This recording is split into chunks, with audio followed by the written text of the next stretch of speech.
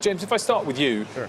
Big focus, of course, has been on iPhone sales, expectations that that's going to fall going forward, and that the pricing increases they're trying to push through aren't going to be supportive enough of the top line. Is that a fair criticism in terms of the share price? I don't think so. I think what people get wrong is that Apple doesn't necessarily have to grow the number of units for the stock to work.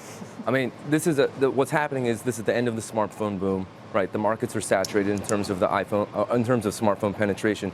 But at the end of the day, you have to consider the fact that they are getting the pricing increases because of the fact that the people are moving into bigger models. But the services revenue, people talk about the services segment, but the higher margins associated with that, which for the first time we're actually going to see added transparency, because next quarter they're going to disclose the services margin. You think about when Amazon disclosed the AWS margin, when Google disclosed, the other bets. This is an opportunity for a re-rating of the stock that's trading at 10 times earnings and can grow double digits just by growing the services segment. Where can services go? It's about 20% of total revenues now. Where do you see it going over the next 3 to 5 years? I think it's growing at, can continue to grow at 30%, and within 5 years should be able to eclipse the iPhone business. Do you agree with that call? Why? Okay, let's first talk about units. The importance of units is to tell you how the install base is trajecting.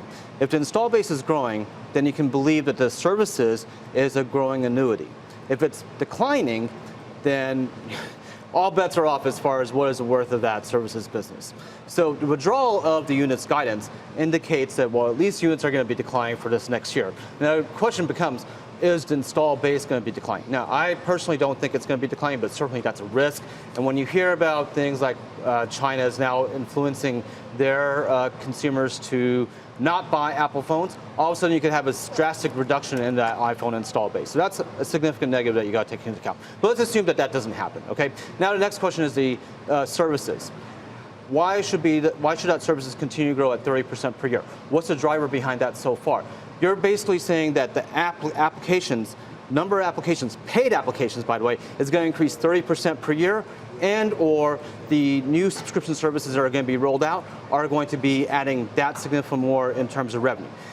We've done a lot of work around this. We've done survey work around this. The subscription attach rate for their subscriptions, which will be only on Apple devices, is probably going to be a pretty low attach rate. So ultimately, we don't think that the subscriptions or the overall revenue is going to be growing at a significant rate. Quickly, Nehal, your target price is what? We're at 140 or something today. Your target price? My target price is at $212. I haven't updated the target price in a while, but presumably your question is this a buy at this point in time? I don't think that the stock is going to go further down from here significantly, but the question is, what's the catalyst to make it go up? And we're not going to get unit data anytime soon. 210 is a decent upside from here. James, your sort of expectation this time next year? More. Significantly higher? More. I mean, look, they lost $300 billion of value, right, since hitting that $1 trillion mark. But I think one of the things you got to consider, yes, the number of units may not grow, but you also have to consider the share shifts in the market from Android to iOS. We're seeing all these privacy concerns right now, the privacy breaches and whatnot. The thinking is that privacy will increasingly be a differentiating feature. People wanting to choose iOS over Android. Guys.